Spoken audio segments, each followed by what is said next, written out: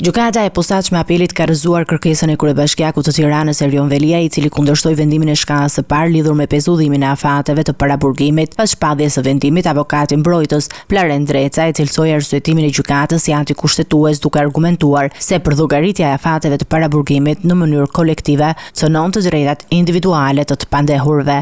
Sot besoj, siç jeni informuar, ne kishim një kërkesë që lidhet me afatet e pezullimit paraburgimit. Është një standard, siç duket, i vendosur dhe i kalcifikuar në dy gjykata të shkallës së parë dhe të apelit, kur pezullimi i afateve paraburgimit bëhet edhe për arsye që nuk lidhen fare me personin në akuzë, pra përkthehet dhe një zgjatje afatesh paraburgim në mënyrë kolektive. Pra nga sjellja një pandehuri e pëson edhe një i bashi pandehur, që në këndvështrimin tonë është një gjë absurde dhe antikushtetuese.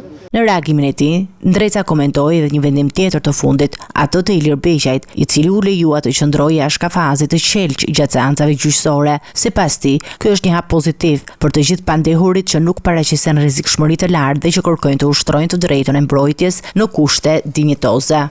Kjo është një shpresë për të gjithë ata të cilët nuk paraqesin rrezikshmëri të posaçme dhe në kuptimin e dhunës fizike, por të mos qëndruar në kafaz. Pra nuk është thjesht çështja e Zot Veli apo një emër tjetër konkret, është për të gjithë ata të cilët duhet ta ushtrojnë mbrojtjen e tyre në mënyrë efektive dhe të lirë pranë avokatit të tyre, në mënyrë që të bëjnë një mbrojtje dinamike përballë prokurorëve dhe mos ketë pabarazi palësh në proces. Çështja e afateve të paraburgimit dhe mënyrës së trajtimit të pandehurve vijon të mbetet një pikë debati mes palëve, ndërsa procesi ndaj Veliajt pritet të vijojë me zhvillime të tjera në vijim.